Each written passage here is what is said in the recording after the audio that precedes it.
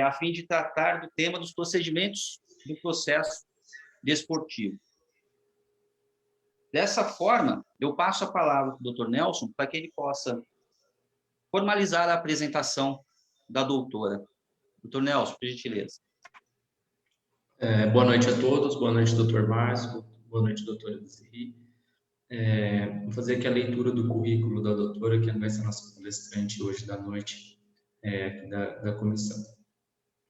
A doutora é especialista em Direito Desportivo pelo Instituto Ibero-Americano de Direito Desportivo, presidente da sexta Comissão Disciplinar do STJD de Futebol, auditora do Pleno e vice-presidente do STJD da Liga Nacional de Futsal, auditora do STJD do Fisiculturismo, auditora da Comissão Disciplinar do TJD da Federação Aquática Paulista, auditora da Comissão Disciplinar do TJD, Federação Paulista de Handebol, auditora da Comissão Disciplinar do TJD da Federação Paulista de Vôlei, subprocuradora do STJD do Atletismo, subprocuradora do STJD Ginástica e advogada da ativa do Tribunal de Justiça Antidopagem. Estendo os meus cumprimentos a todos os presentes nessa live e retomo a palavra para o presidente da comissão, Dr. Márcio, para início dos trabalhos. Obrigado, meu caro.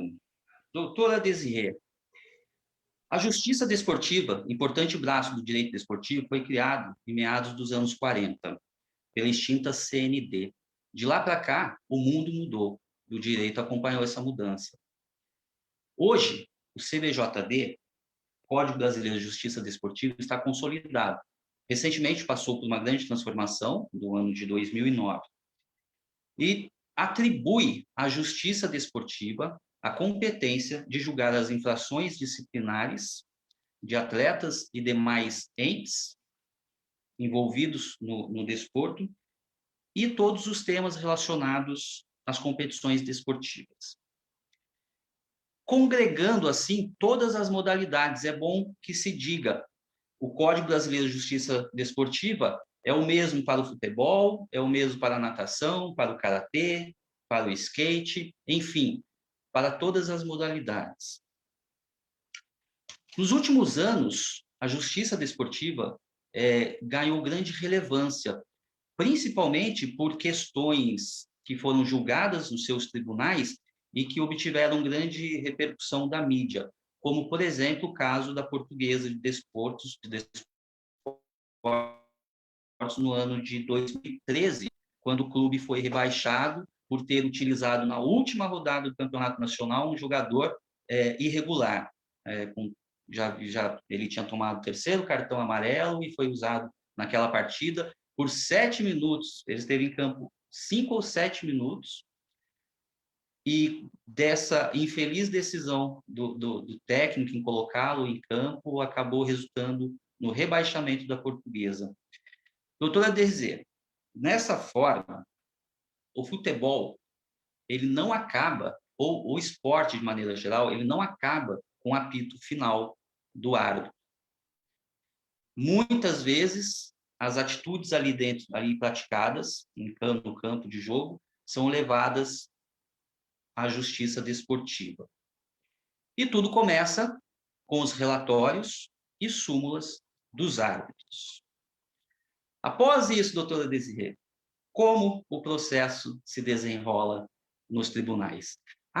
Eu ia me esquecendo, eu preciso parabenizá-la por ser a primeira presidente da comissão, da sexta comissão disciplinar do STJD, a comissão feminina, criada exclusivamente para julgar os campeonatos femininos, futebol feminino, organizados pela CBF. E como está em sua primeira formação, a doutora Desirê é a primeira presidente. Parabéns por isso. Com a palavra, doutora. Obrigada, doutor Márcio, doutor Nelson, pela apresentação.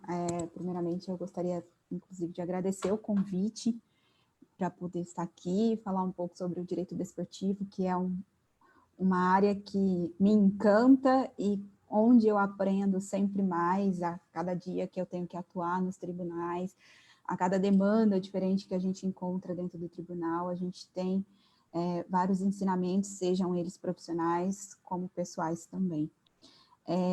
Eu vou fazer uma pequena correção, doutor Márcio, porque eu não sou a primeira.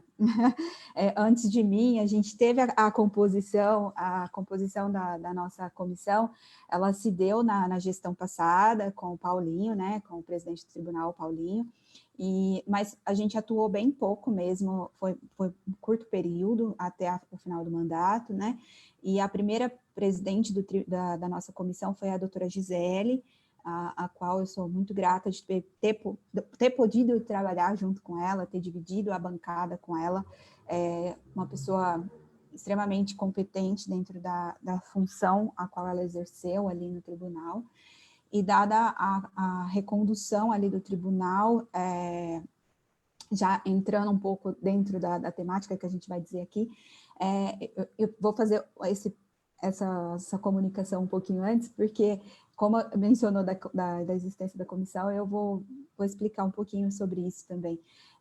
A gente tem ali dentro do STJD, né, as comissões, que é a primeira instância do tribunal, e ela é composta por 5 auditores, né, e a gente tem também o pleno, que é composto por 9 auditores, e as comissões são montadas de acordo com as indicações do pleno.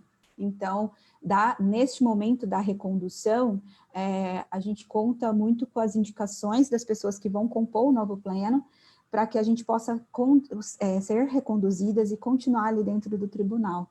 Eu tive a chance e a grata surpresa de ter sido reconduzida e ser nomeada presidente da comissão nessa nova gestão, né, do tribunal, e por isso eu também estendo aqui os meus agradecimentos e toda a minha gratidão por todos os ensinamentos a todas as meninas que compuseram a comissão anteriormente, né, e que não estão lá com a gente trabalhando nesse momento.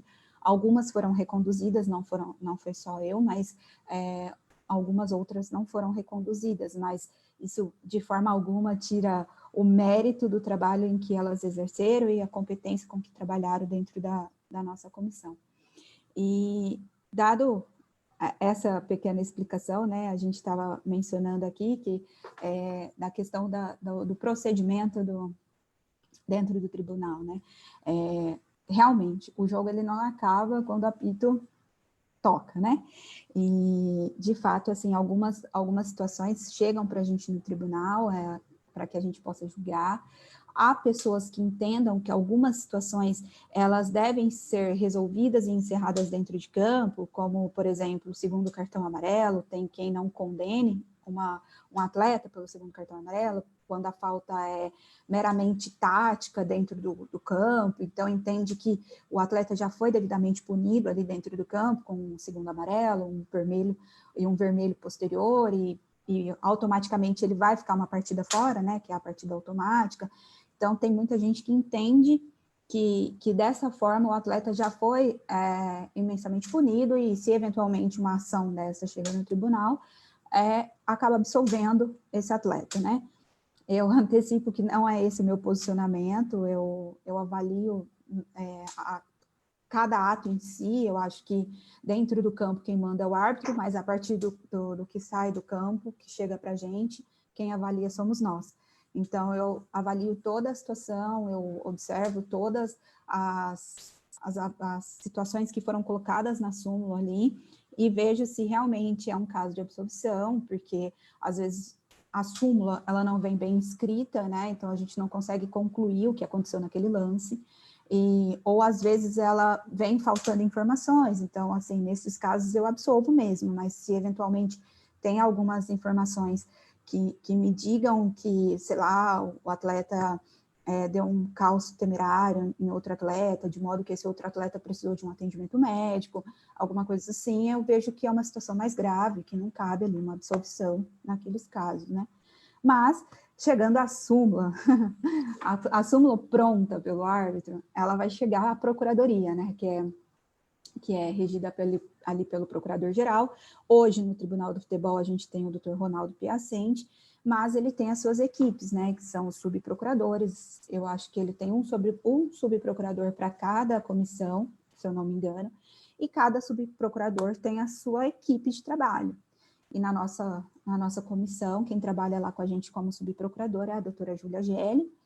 E aí, eventualmente, chegando uma súmula, eu estou especificando mais pelo que acontece no futebol, mas em outras modalidades, há algumas outras peculiaridades que a gente pode vivenciar, que não só a súmula, né? A súmula ali da situação da competição.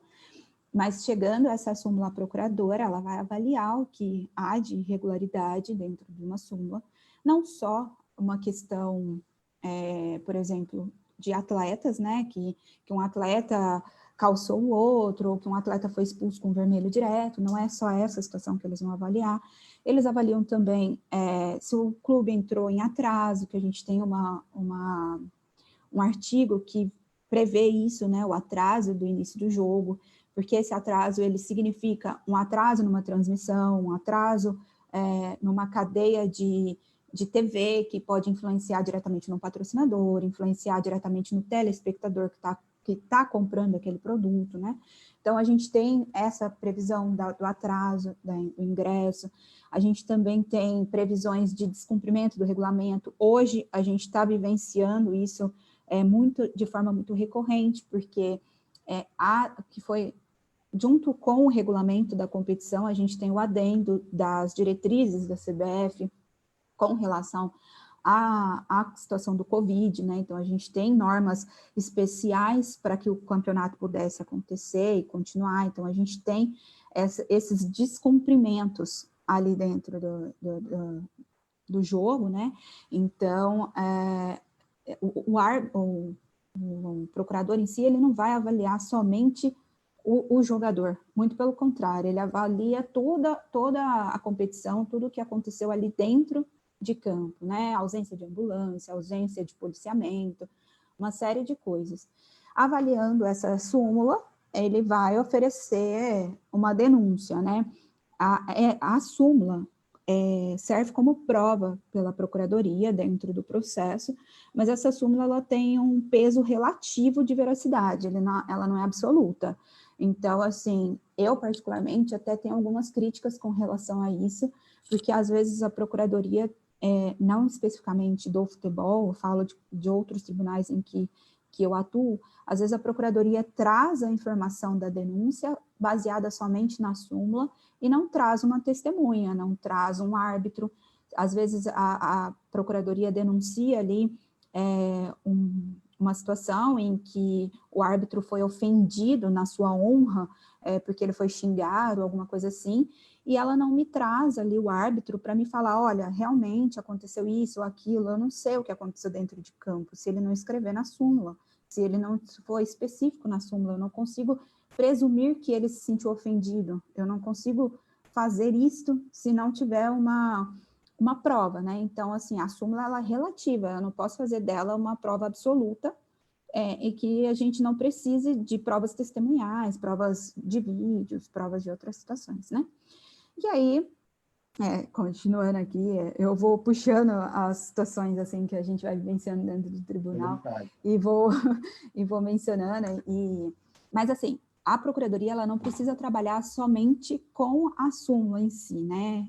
Ela pode trabalhar com uma notícia de infração, que às vezes o clube traz, por exemplo, no caso, eu imagino, eu não tive acesso total ao caso da Portuguesa, por exemplo, e eu nem gosto de falar muito de casos específicos, porque fica muito difícil para mim falar e dar opiniões que envolvam talvez críticas e colocações a julgamentos de outras pessoas que naquele momento estavam aptas a julgar aquele processo mais do que eu estivesse, né?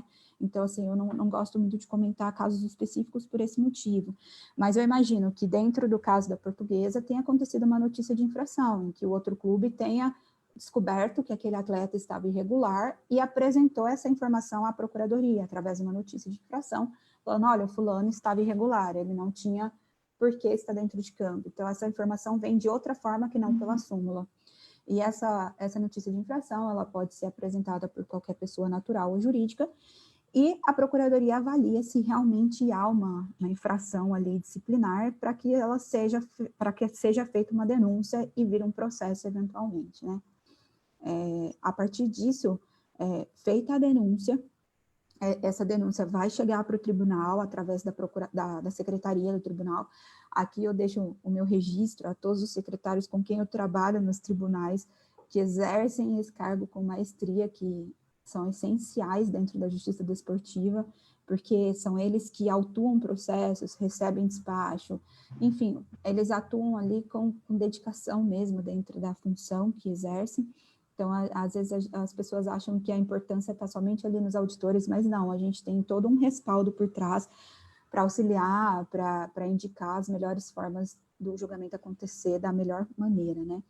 E aí chega essa denúncia no tribunal, essa denúncia vai virar um processo, que vai ser autuado, vai ser numerado, e aí ele vai chegar, né, para a gente lá na comissão, e recebida essa denúncia, a hora que eu avalio a denúncia, eu sorteio um relator, né? Esse relator vai ser o responsável por aquele processo. Via de regra, o relator é a pessoa que mais conhece do processo, né? Que mais lê sobre o processo, que mais estuda sobre o processo, não que as outras pessoas não o façam, mas o relator, ele tem por obrigação saber o processo em todos os detalhes, em todas as linhas e vírgulas, né? E aí, a partir desse sorteio do relator, a gente faz a designação da sessão, e aí a gente vai para a sessão de instrução que acontece dentro do tribunal, né? Essa denúncia que a Procuradoria faz, ela tem que ter a descrição detalhada dos fatos, a qualificação do infrator, né? Então, tem que falar que ele é um atleta do clube X, número Y, tem que ter todas essas informações para que a gente possa identificar essas pessoas, né? E, em especial, ter o dispositivo o qual a Procuradoria acha que esse atleta está infringindo, né? Mas esse dispositivo, por exemplo, há quem entenda que se eventualmente um atleta for denunciado num artigo 258, que é menos gravoso, não, vamos colocar no 250, que é menos gravoso do que um 243F, que um 258, por exemplo, que quem está julgando, quem é os auditores, não possa agravar o pedido. A gente não possa desqualificar o pedido da Procuradoria e agravar aquilo que está sendo denunciado. E há quem entenda que sim, que pode ser feito, que a gente pode agravar aquela situação, e dentro desse agravamento, você pode condenar e não vai estar sendo uma situação de julgamento extra petita, vamos colocar assim, né? E porque as pessoas que defendem isso entendem que a pessoa vai lá se defender dos fatos, e não da tipificação que foi colocada. Se ele calçou o adversário, se ele bateu no adversário, ele está indo se defender disso, e não do artigo em que ele foi enquadrado. Ele está indo defender da situação e não da tipificação, né? Isso tudo que eu mencionei, essa questão de relator, de indicar para o relator, de passar para a sessão de julgamento, isso tudo é um procedimento sumário dentro do tribunal, né? A gente tem o procedimento sumário e os procedimentos especiais. Então, essa situação toda de receber a súmula, entregar para o relator, e aí fazer uma sessão de julgamento, essa faz parte dos procedimentos sumários. Dentro dos procedimentos especiais, a gente tem ali a transação disciplinar. A transação disciplinar nada mais é que um acordo entre o infrator e a Procuradoria, em que ambos abrem mão de alguma situação ali dentro da condenação, né? A Procuradoria abre mão de pedir a condenação máxima e o infrator abre mão de pedir absolvição. Então, sai meio a meio, nada mais é como um acordo de fato. Mas a transação disciplinar, ela tem uma limitação, né, de artigos, não é todos os artigos que são passíveis dessa transação disciplinar, muito embora, agora, durante a pandemia, a gente teve vários julgamentos dentro do STJD do futebol, em que foram feitas transações disciplinares, mesmo em artigos que não cabiam transação disciplinar. mas foram casos excepcionais, dada a condição da pandemia, dada a situação em que os clubes se encontravam. Isso foi antes, assim, do campeonato se desenrolar de forma natural, que foi o que aconteceu. Então, a gente teve, dentro do tribunal, a gente teve várias dificuldades para conseguir alinhar as coisas como elas iriam acontecer, se os julgamentos iam ser online. Parece simples, mas não é, porque o campeonato estava parado, a gente tinha uma série de confusões, a gente tinha as diretrizes que precisavam ser implantadas, a gente tem esses descumprimentos das diretrizes que estão acontecendo de forma recorrente. Então, assim, e ainda junto com isso, a gente, o presidente do tribunal à época, que ainda era o Paulinho, ele implantou essa transação disciplinar para alguns artigos, algumas situações específicas, com destinação de dinheiro, de valores que eram condenados ali os clubes, para situações que envolviam Covid, né? Então, foram destinadas para hospitais. Isso dentro do futebol, ali do STJD do futebol, é muito importante até informar isso, às vezes as pessoas não têm esse conhecimento, que muito do que das multas que são feitas ali dentro do tribunal não são destinadas para o tribunal, muitas delas são destinadas para instituições de caridade, para situações que estão em calamidade. Recentemente foi doado uma grande quantia lá para o Amazonas, para uma entidade, algumas transações disciplinares, algumas situações dentro de julgamento foram todas destinadas para o Amazonas. Então, assim, o tribunal ele tem um caráter social também, né? Às vezes as pessoas ali não acompanham essa situação, mas tem toda essa preocupação também dentro do tribunal de envolver transação, às vezes faz transação disciplinar envolvendo doação de sangue, às vezes tem algum banco de sangue que está com estoque baixo, né, e faz essa campanha para doação de sangue, faz uma série de situações, quando é casos de racismo, a pessoa tem que fazer campanha. Então, assim, a transação ela não é tão simples quanto possa parecer, eu só fiz um acordo. Não, às vezes a procuradoria exige mais do que o básico, e não só, porque para a transação disciplinar acontecer, alguém tem que homologar essa transação disciplinar, e essa transação disciplinar é homologada pelo relator. Então, se o relator não está satisfeito com o que está sendo acordado ali entre as partes, ele pode falar, não, eu não aceito a transação disciplinar, e o negócio não vai acontecer. Então, tudo envolve várias pessoas para que dê certo, né? E continuando nos procedimentos especiais, a gente tem também o inquérito, né? O inquérito, ele tem a finalidade de apurar a existência de infração. Então, assim, você tem uma situação que você acha que é uma infração disciplinar, mas você não tem certeza. Então, você abre um inquérito para verificar se aquilo ali de fato aconteceu, como aconteceu, quando aconteceu. Então, assim, é uma série de situações que você precisa pesquisar, que você precisa investigar para que você faça um processo disciplinar. Então, você abre um inquérito ali, né? E o inquérito, ele tem um prazo para concluir, ele tem um prazo de 15 dias, ele pode ser prorrogável por igual tempo, e se deferido, quem faz esse pedido normalmente de inquérito é a procuradoria ou a parte, ela informa a procuradoria e aí eles fazem esse pedido de inquérito, e se o presidente achar que de fato é um objeto de inquérito, ele vai deferir o pedido e vai nomear um relator, vai sortear um relator processante, que vai ser um relator que vai cuidar desse inquérito enquanto ele está acontecendo. Eu tive a oportunidade de trabalhar em alguns inquéritos, não pelo futebol, mas eu tive a oportunidade de trabalhar em um inquérito pela ginástica, que foi o caso do técnico que assediou sexualmente os atletas, né, que foi notícia no Fantástico, então não é segredo para ninguém, embora o processo dentro da Justiça Desportiva tenha corrido em segredo de justiça. Eu atuei nesse processo, nesse inquérito, e também dentro do processo, eu era procuradora naquela oportunidade, então estava acusando, né, fazia acusação ali. Na verdade, dentro da ginástica, eu sou subprocuradora, então eu estava representando o meu procurador-geral, que é o Kishina, um amigo querido, e E aí eu tive essa oportunidade de trabalhar, né, nesse inquérito e entender melhor como funciona por dentro o inquérito efetivamente. Infelizmente foi com um caso tão triste que talvez eu não gostaria de ter atuado por opção, mas depois de atuado foi um caso que me ensinou muito profissionalmente e pessoalmente, né? Eu não tenho o que reclamar depois que eu atuei dentro desse processo de forma profissional, né? Não tenho o que reclamar de forma profissional, porque de forma emocional, de fato, ficou uma tristeza aqui comigo de ter atuado, né, nesse processo tão delicado. E também atuei em outros inquéritos pelo atletismo, então eu tenho aí algumas atuações dentro da questão do inquérito.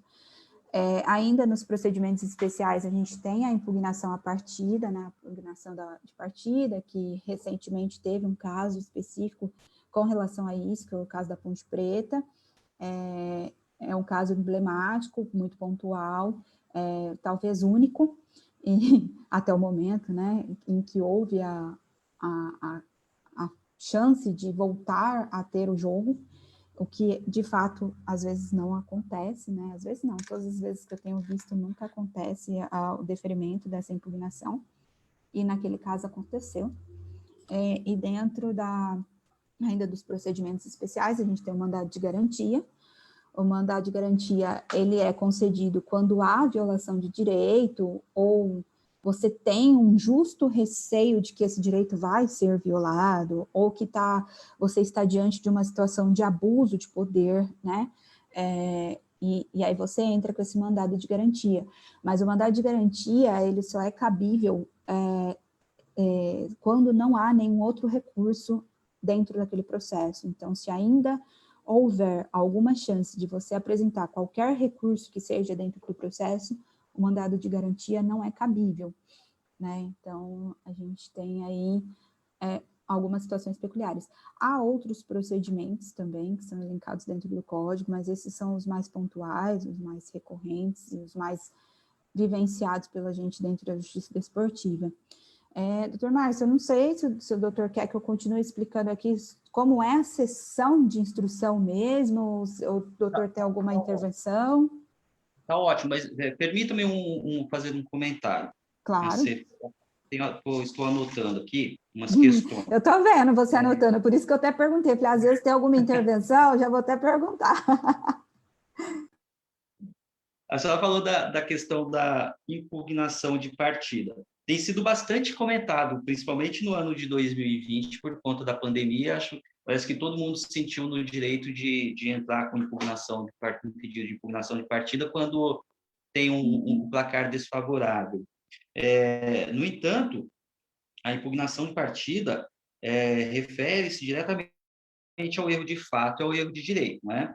O erro de fato é o erro causado pela arbitragem, pelo trio de arbitragem, é o gol que impedimento e o juiz valida, é um pênalti que não foi, o juiz dá, enfim.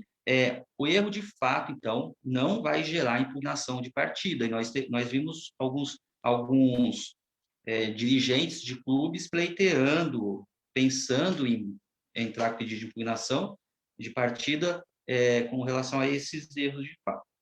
O que gera, o que leva a uma partida ser impugnada é o erro de direito, que é o que diz respeito às regras do esporte. Por exemplo, um time de futebol jogar uma partida com 12 jogadores.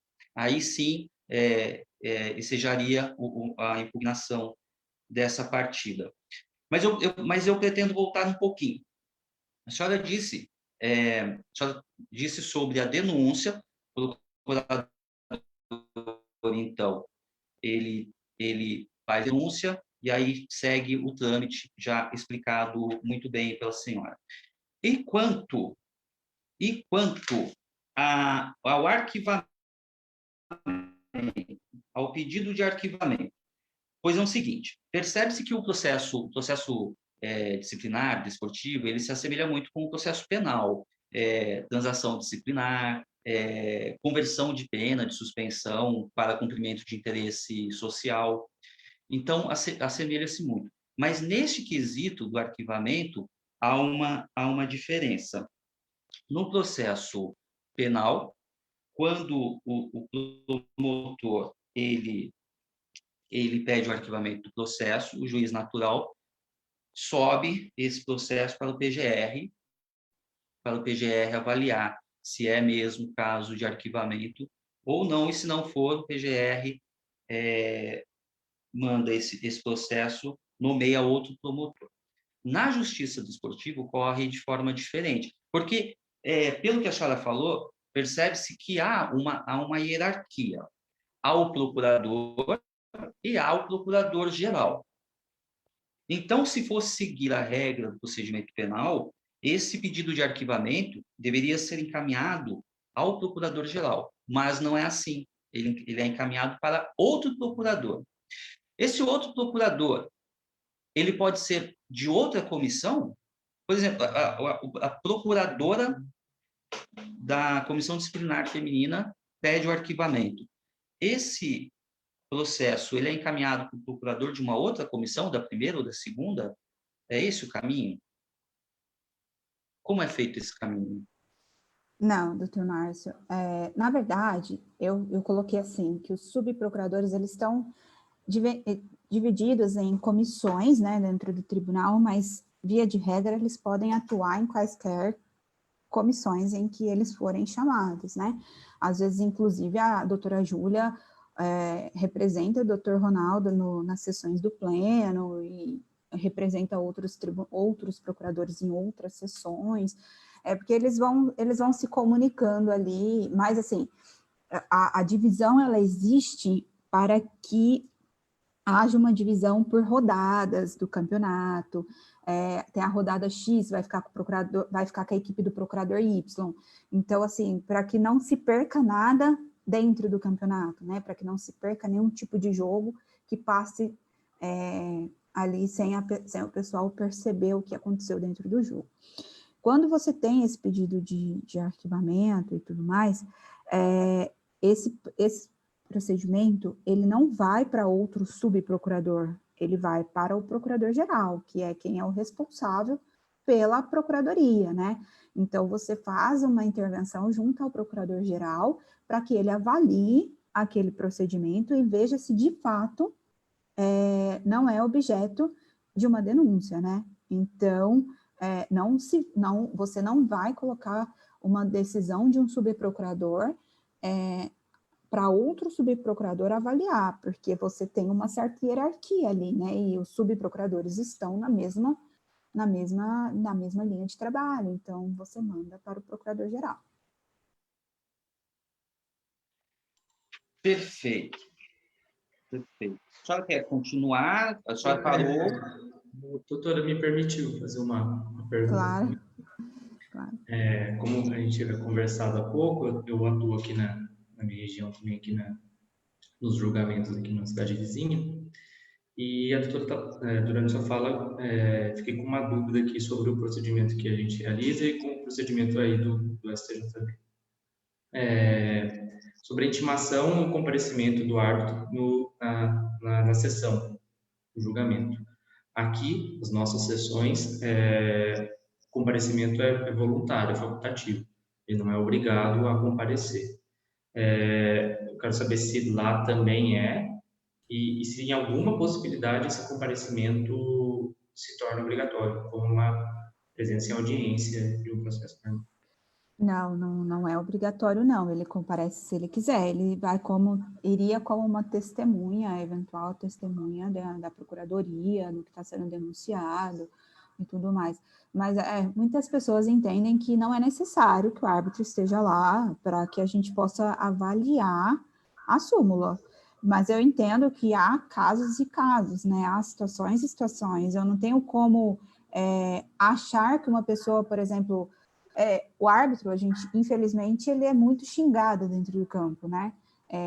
E a gente tem xingamentos e xingamentos. Tem dois tipos de xingamentos, né?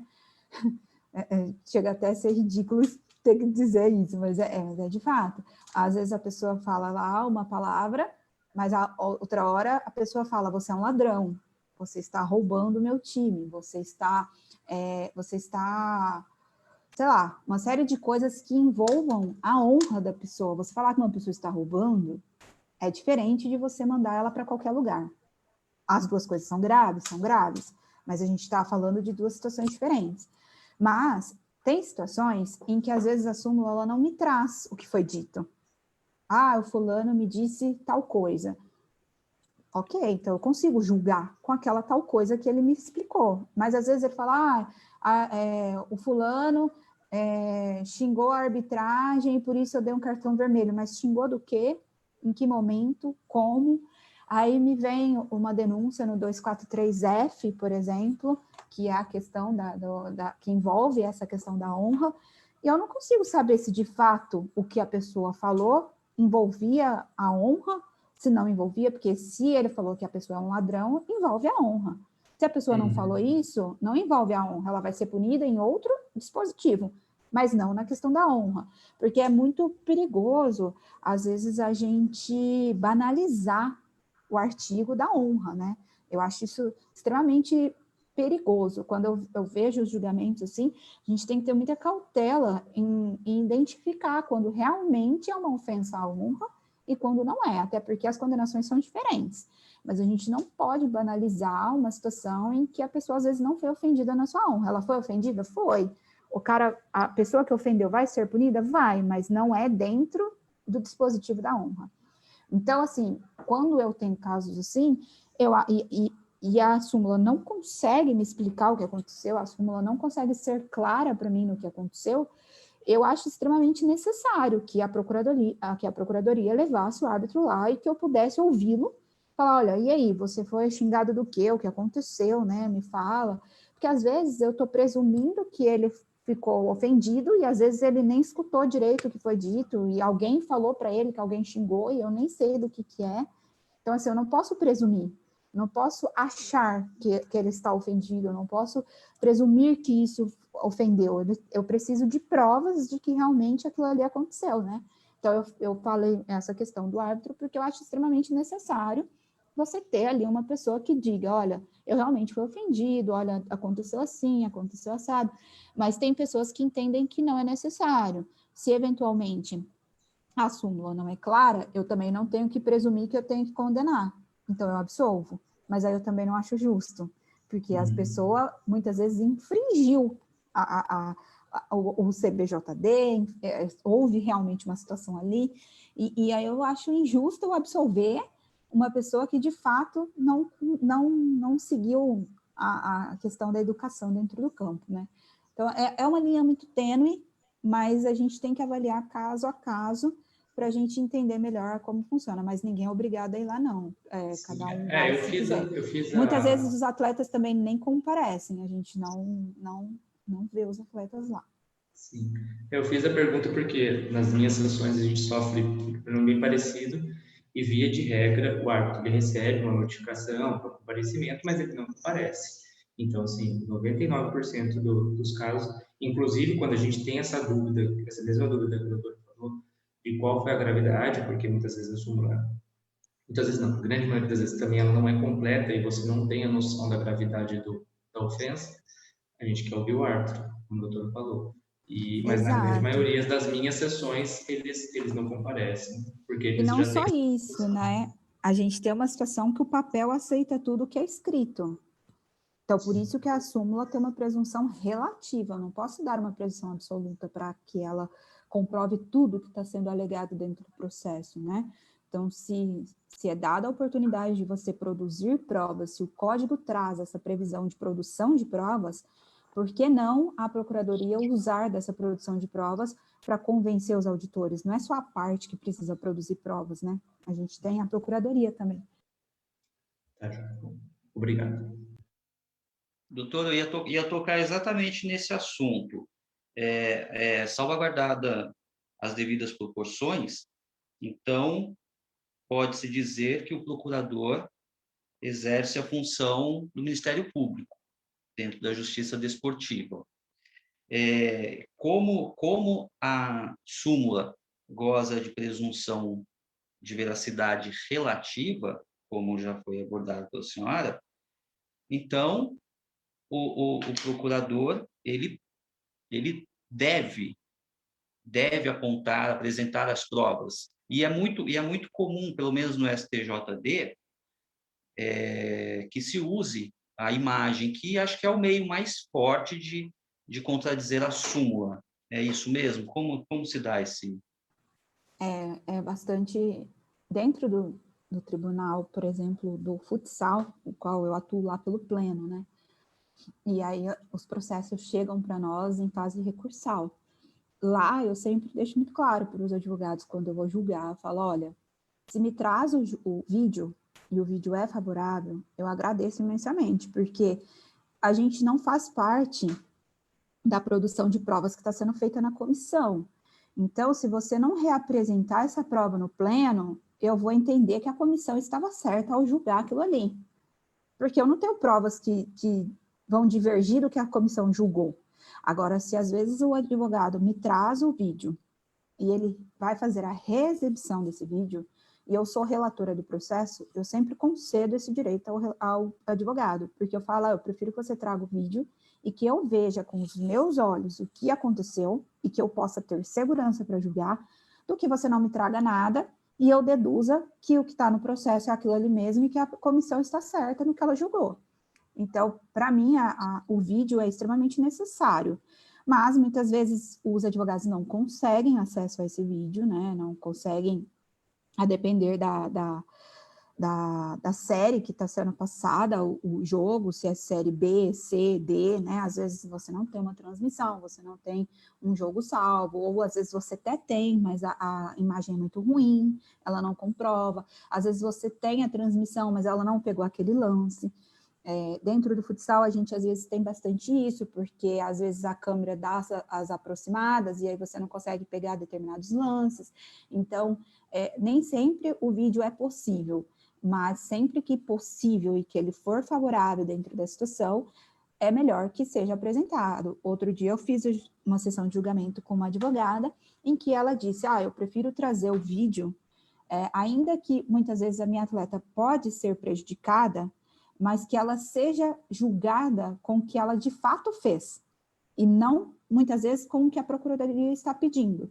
Porque, às vezes, a procuradoria pede acima do que aconteceu, porque a procuradoria lê a súmula e entende o negócio de uma gravidade de um jeito. Mas, no jogo, efetivamente, não aconteceu com aquela gravidade com que foi denunciado, né? Então, às vezes, a advogada prefere levar, sabendo que a atleta não vai ser absolvida, mas que ela vai ter uma desclassificação de um artigo pesado para um artigo mais leve. Então, às vezes, é favorável para a atleta, ainda que seja punida, que ela apresente o vídeo ali dentro da instrução e que ela possa fazer essa prova dentro do julgamento. Mas, assim, fica a critério do advogado levar. Claro, eu, como auditor, eu posso ir lá e procurar o jogo na TV, procurar no YouTube, procurar onde for, e achar o lance do jogo e fazer o meu julgamento com aquilo ali? Posso fazer. Mas é muito raro você ter um tempo para vasculhar uma internet para achar o tempo daquela denúncia dentro de um jogo de 90 minutos. Então, é muito difícil, né? E assim como eu estou justificando dessa forma, muitas vezes a procuradoria também justifica dessa forma, que ela recebe a súmula e ela não vai assistir 90 minutos de jogo para achar o tempo dentro daquela transmissão onde aconteceu, fazer o recorte do vídeo para mandar como prova para o tribunal. Ela vai com a súmula relativa de veracidade e deixa acontecer o processo daquela forma. Doutora Desirê, foi abordado anteriormente que cada modalidade tem o seu tribunal. Como é mantido esse tribunal, já que a justiça desportiva tem caráter privado, correto? Como a própria modalidade quem mantém financeiramente esse tribunal, os tribunais? Sim, os tribunais, eles são mantidos pelas confederações, né? As confederações são obrigadas a ter o tribunal, e elas são as mantenedoras do tribunal, e embora mantenedoras, o tribunal, ele é totalmente autônomo em suas decisões. Então, se eventualmente eu estou lá na liga de futsal, eu precisar contar a liga em alguma irregularidade que ela cometeu ali durante o campeonato, eu estou totalmente apta a fazer isso e totalmente competente a fazer isso, porque o tribunal é totalmente autônomo daquela situação, embora ela mantenha o tribunal. No caso ali, por exemplo, da liga, se eu vou fazer um julgamento em São Paulo, eu estou aqui em Ribeirão Preto, eventualmente eu vou para São Paulo, então quem paga a minha passagem, quem paga a minha estadia, quem paga todos os meus gastos é a liga. Então, independente disso, eu não tenho vínculo nenhum com a liga que me impeça de condená-la em um processo, em um eventual processo que aconteça, por exemplo. Então, embora mantenedoras, elas são responsáveis pelos atos que praticam dentro das questões disciplinares do código, né? Então, fica bem por aí. E nós, honrosamente, por amor ao debate, por amor ao esporte, fazemos o trabalho pro bono. Doutora? Exatamente, a gente faz o trabalho aí voluntário, né? E às vezes é julgado pelas pessoas em que acompanha os campeonatos, a gente é julgado como se a gente ganhasse bastante dinheiro, né? Eu falo assim, às vezes a gente tem finais de campeonatos, em especial na liga, já aconteceu muitas vezes, finais de campeonatos em que a gente tem que dar decisões difíceis, porque o final do campeonato ele esquenta, as pessoas brigam, as pessoas saem no tapa, e aí você tem que impedir um jogador de jogar a final, porque ele está suspenso, você não concede um efeito suspensivo, por exemplo, para o processo, e aí às vezes sai na mídia ou para os torcedores daquele clube falar, fulana de tal está comprada pelo outro clube, porque olha a decisão que ela deu contra o meu clube, né? E às vezes não é nada disso, a gente está só aplicando o direito, a gente está sendo legalista dentro da situação ali. Melhor seria se a gente não tivesse que julgar briga dentro da quadra, né? Seria muito melhor. Mas quando a gente tem que julgar, a gente tem que ser real e tem que partir do que está escrito no código, a gente não pode fugir do que está escrito. E às vezes a gente é julgado, perseguido em redes sociais e nem sempre a gente recebe o valor para tanto sofrimento nas redes sociais depois, né? Doutora, deixa eu abordar o seguinte tema. Uma vez ofertada a denúncia, recebida pelo presidente da comissão disciplinar ou do pleno, as partes serão intimadas, marcada a data de julgamento. A partir daí, como se dá a sessão de instrução e julgamento? Acho interessante abordar esse tema para a gente caminhar para o final. Excelente. Bom, vamos lá. A sessão de instrução dentro do tribunal, ela acontece, infelizmente, no momento, agora a gente está tendo os julgamentos de forma online, né? Houve uma total adequação, pelo menos no STJD de futebol e também na Liga, que são os tribunais que eu mais atuo diretamente, né? Então, a gente está fazendo as sessões online. As do STJD do futebol são transmitidas pelo site, então, se eventualmente alguém tiver interesse, quiser ver como funciona, se há alguma coisa boa que veio dentro dessa pandemia, talvez seja isso, porque muitas vezes as pessoas queriam entender como é que funcionava uma instrução dentro do STJD e não conseguia, porque o STJD fica no Rio, às vezes você não tem essa disponibilidade para ir até lá, agora você consegue acompanhar pela internet, né? Então, essa parte boa, embora muitas outras ruins dessa pandemia, né? E aí, dentro dessa sessão de instrução e julgamento, a gente tem ali, antes de começar, eu particularmente, como sou presidente, eu recebo uma lista de pedidos de preferências de processos, então a gente tem lá 11 processos para ser julgados, às vezes os advogados peticionam antes, pedindo o direito de preferência, fala, olha, eu gostaria que meu processo fosse o primeiro, o segundo, tal, enfim. Aí vem uma lista de preferência e a gente vai julgar, basicamente, por aquela lista ali de preferência, primeiro, né? Depois a gente parte para os demais da pauta em que não houver pedido. Como eu disse ali atrás, quando o processo chega para mim, eu sorteio um relator, e esse relator, ele vai ser o responsável por aquele processo. Se eventualmente esse relator não puder estar presente na sessão de julgamento, eu vou redistribuir esse processo para outra pessoa. Não quer dizer que o processo não vai ser julgado, que ele vai ser mantido em outra sessão, não é nada disso. Eventualmente, só se o relator entender que, de fato, aquele processo não tem condições de julgamento naquele momento. Aí pode ser que ele fale, olha, eu acho melhor vocês retirarem de pauta, porque esse processo não está certo para julgamento, eu gostaria de pleitear uma diligência, eu gostaria de pedir algumas informações. Então, aí sim o processo poderia sair de pauta, mas se eventualmente não tiver esses pedidos, o processo é redesignado para outra pessoa, e outra pessoa vai ser o relator daquele processo durante a sessão ali de julgamento.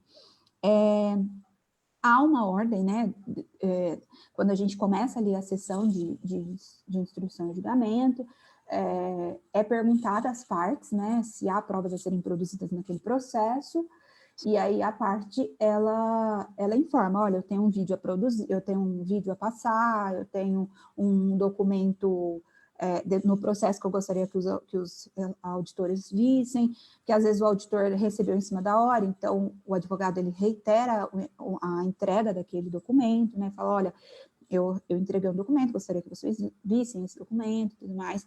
E aí, depois que há esse questionamento se há provas a serem produzidas, é feito o relatório pelo relator. Então, ele vai ler o processo, não na íntegra, ele vai fazer um resumo, olha, está sendo pedido aqui na denúncia, está sendo denunciado o atleta X, porque ele fez tal infração, com base nessa infração, estão pedindo a tipificação no artigo tal, se ele é reincidente, se ele não é reincidente, porque tudo isso influencia numa condenação lá na frente, né? Então, ele faz todo esse relatório do processo. Aí, a partir daí, você vai começar a exibição das provas, né, dentro da sessão. Aí você tem uma ordem da exibição das provas, né? Você tem a primeira prova que deve ser apresentada, é a documental, depois a cinematográfica, depois um depoimento pessoal, se eventualmente a parte está lá, depois tem a testemunha. As testemunhas, elas são até 3 testemunhas, o relator que conduz a produção dessa prova, né, o presidente, ele conduz a sessão, mas o relator, como ele é responsável por aquele processo, é ele que vai aprovar a produção da prova ou não.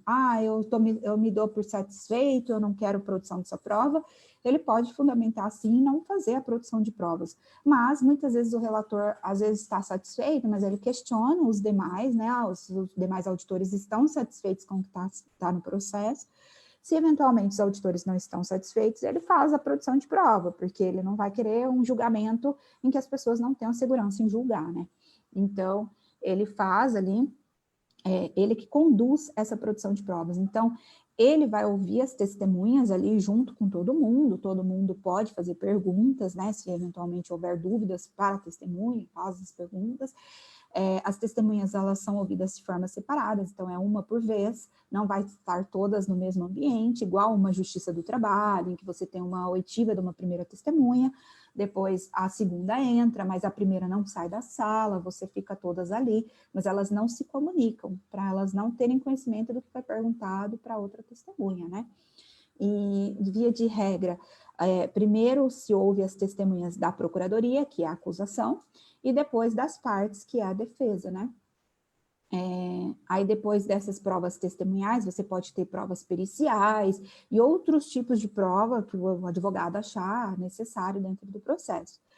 E o ônus dessa prova, dentro do processo disciplinar, ele é da procuradoria, né? Então, ela tem que apresentar os motivos que eventualmente uma pessoa cometeu uma infração disciplinar.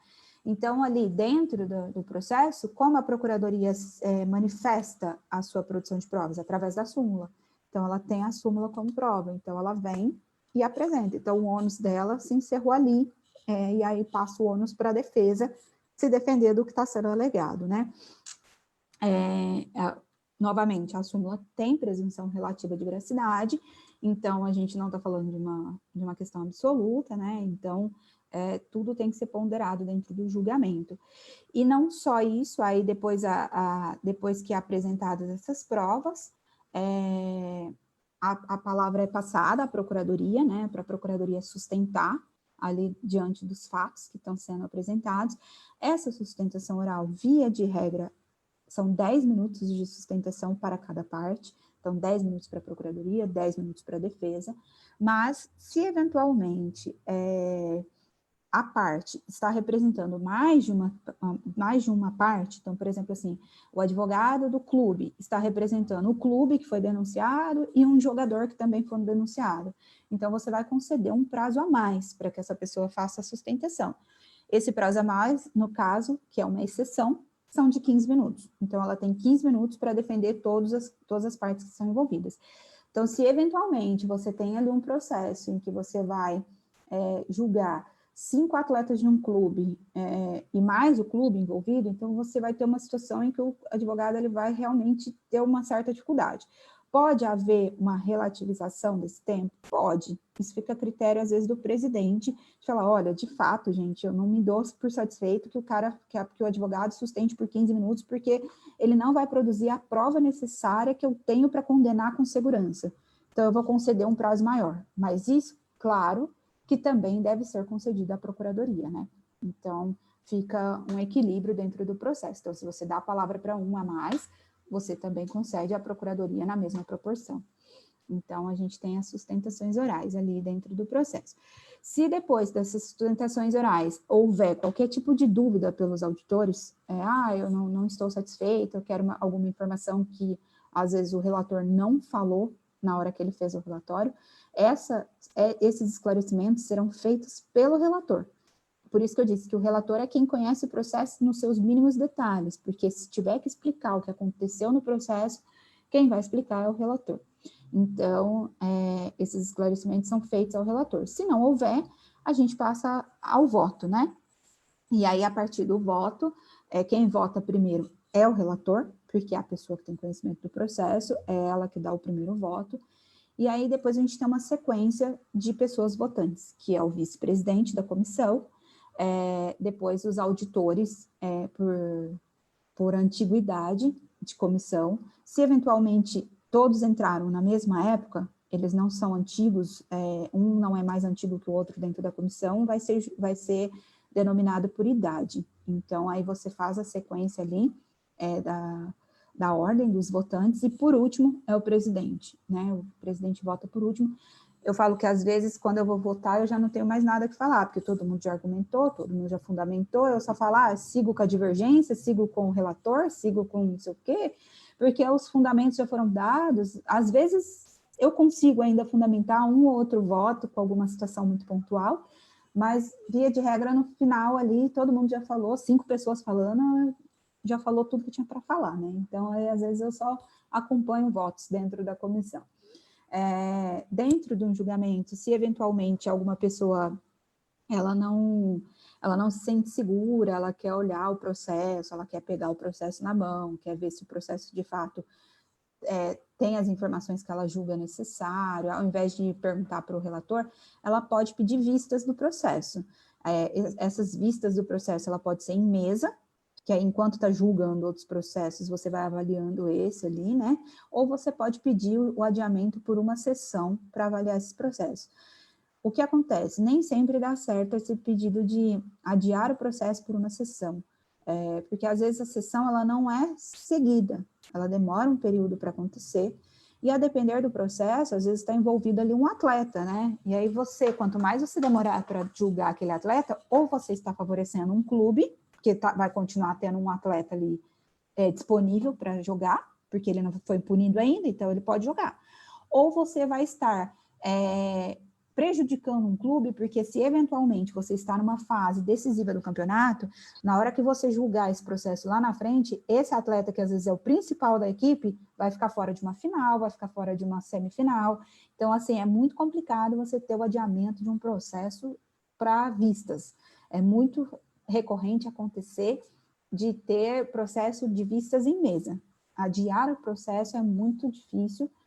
Via de regra, só acontece quando você tem multas envolvidas, valores envolvidos, e não, eventualmente, atletas especificamente, porque você pode ter problemas lá na frente do campeonato e uma série de coisas, né?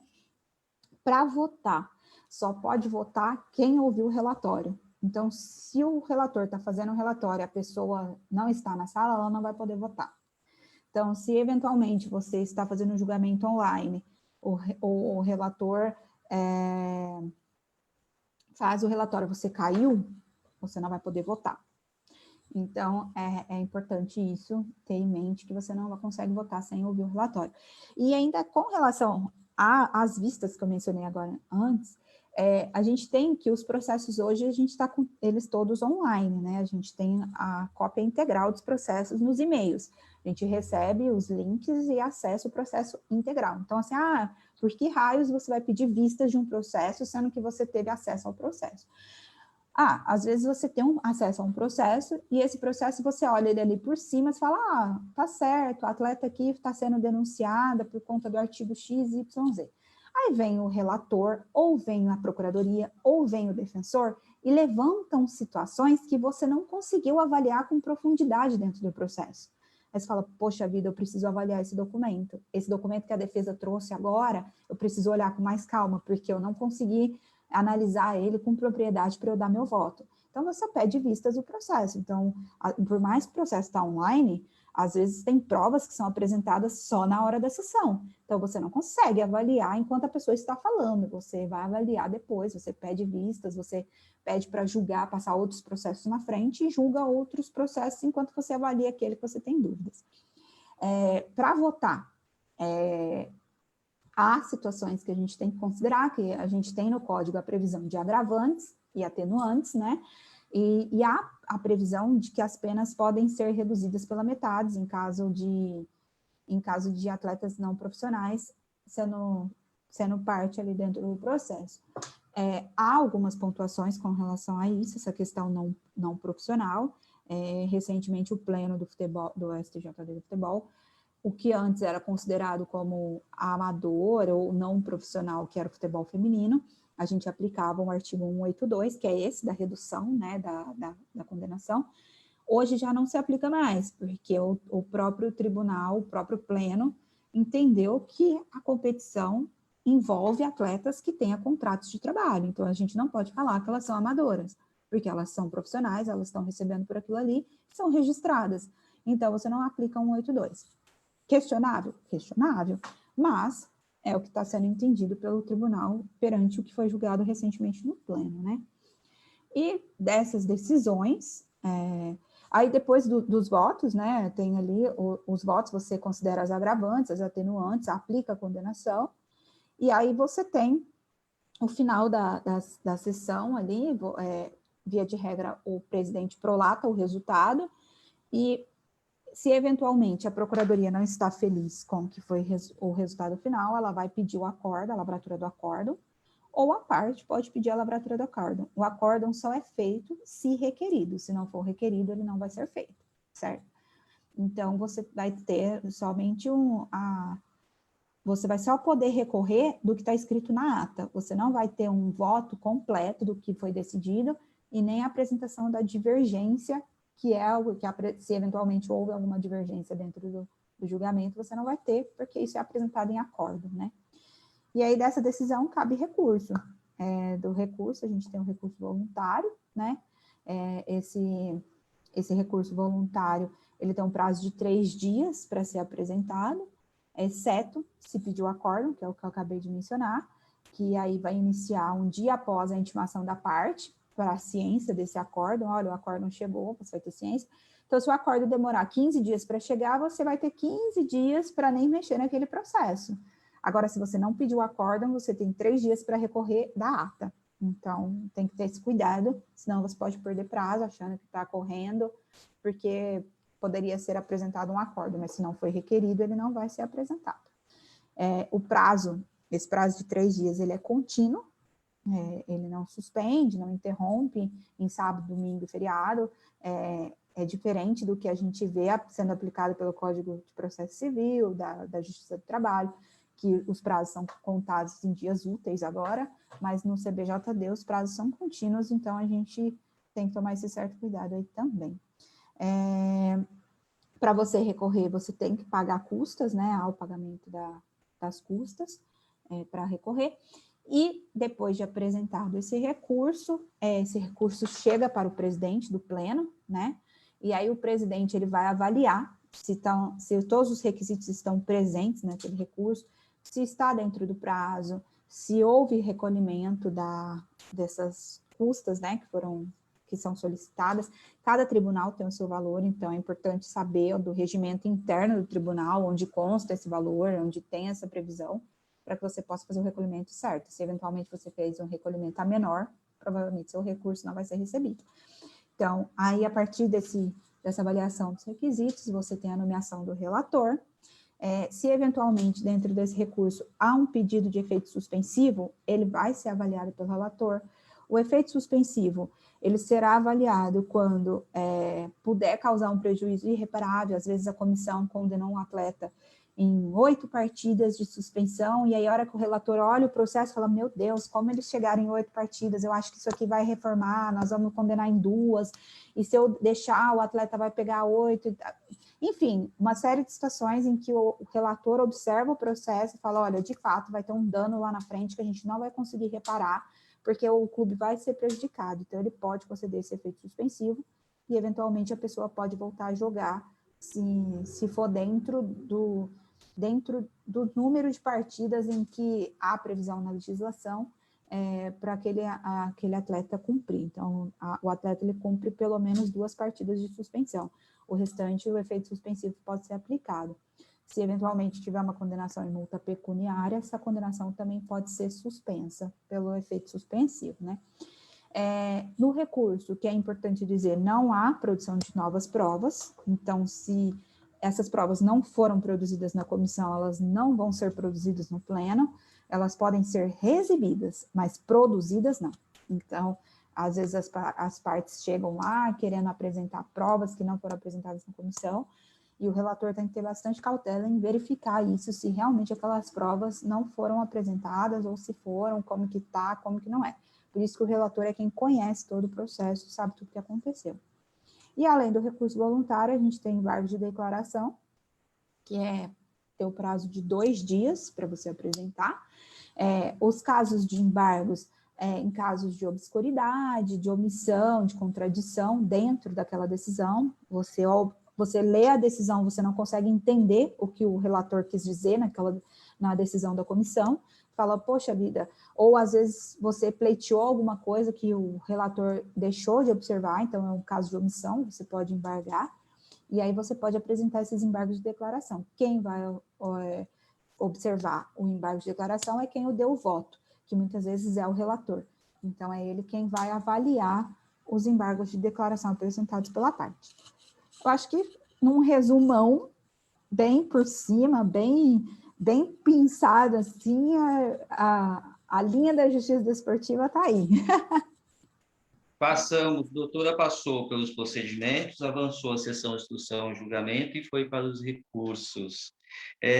Para encerrar, deixa eu só fazer só para acréscimo de informação. O TJD é o Tribunal de Justiça que julga os eventos esportivos estaduais. Cada modalidade tem a sua dentro do seu estado. O STJD julga os eventos nacionais, no caso do futebol, os campeonatos organizados pela CBF. Difere a questão de recurso, difere um tribunal para o outro. O TJD estadual, então, tem a comissão disciplinar em grau de recurso para o tribunal pleno. A parte não satisfeita com a decisão ainda pode recorrer ao STJD nacional. O que não ocorre no STJD, nós temos as comissões disciplinares, primeira instância, e o tribunal pleno, segunda instância. Doutora, dentro dessa questão de recorrer, as decisões do STJD, né, elas são irrecorríveis, exceto casos em que você possa procurar o CAIS, que fica na Suíça, né, que é a Corte Arbitral do Esporte, se eventualmente acontecer um caso, sei lá, muito pontual e específico que caiba uma avaliação do CAIS, é importante você recorrer para o CAIS, mas é importante também ter a noção de que muitas vezes aqueles árbitros que lá estão não têm conhecimento de uma legislação nacional. Então, tem que ter esse cuidado, às vezes, de recorrer, porque às vezes acha que vai recorrer, que vai conseguir uma reforma lá, e é caro, são, se eu não me engano, 1.000 francos suíços para você ingressar no CAS. Então, assim, não é tão simples quanto parece. Então, você tem que ter realmente uma causa legítima para que você procure o CAS, sabendo que, às vezes, eles não conhecem a legislação nacional. Óbvio que eles vão procurar ler para julgar, mas eles não têm a vivência aqui dentro, né? Eles vão entender a legislação, mas, se eventualmente o tribunal sempre julgou assim, eles não vão saber. Então, tem que ter essa cautela com relação a recorrer das decisões do STJD. Perfeito, doutora. Vamos encerrar o evento, não tomar mais tempo da doutora.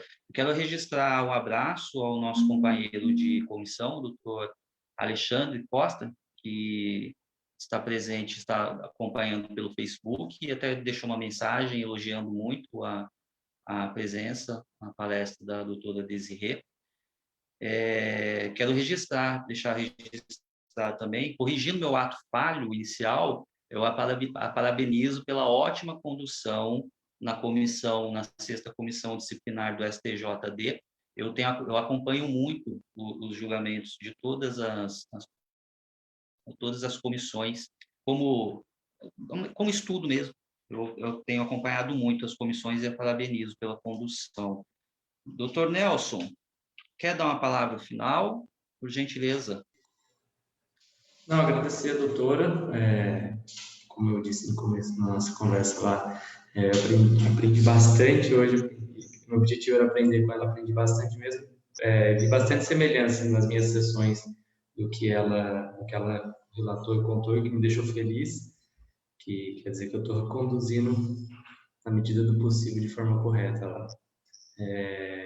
Bom, só agradecer em nome da comissão a participação aí da doutora nos auxiliando e nos ensinando. Isso,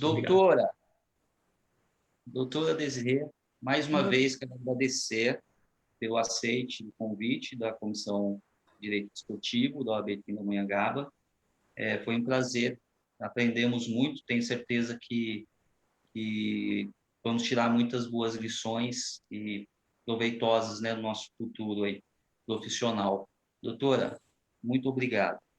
Eu agradeço mesmo o convite, a possibilidade de estar aqui, poder falar dessa área que a gente gosta bastante. Doutor Nelson, eu fico feliz de saber da sua condução aí no tribunal, que você mencionou que está fazendo da forma correta.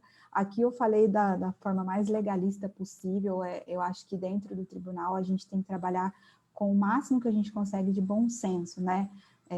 Eu já tive casos em que eu tive que atuar de forma bem pessoal. Às vezes a pessoa compareceu sem advogado, então você tem que ter uma cautela até para não ter uma situação ali de uma nulidade, de um cerceamento de defesa e tudo mais. E essas coisas o código não traz para a gente, né? A gente vai ganhando de vivência profissional dentro da área, e não só da área, como de todas as outras que a gente trabalha, como com a família da gente, a gente vai aprendendo tudo isso, né? Então, eu fico muito feliz de saber que a gente está com várias pessoas aí na área do direito desportivo que gostam do que fazem e que trabalham com amor dentro dessa área, porque é só com amor mesmo, porque, como a gente disse, a gente não recebe nada para trabalhar nessa área.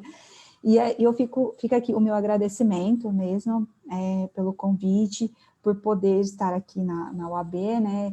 E também fico um pouco triste de não ser presencial. Eu espero que em breve a gente possa se encontrar aí nos eventos da vida do direito desportivo.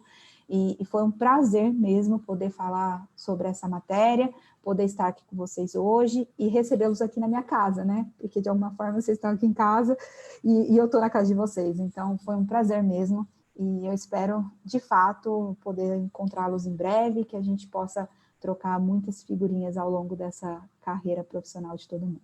Obrigada, viu? Obrigado, gente. Boa noite a todos. Um abraço a todos.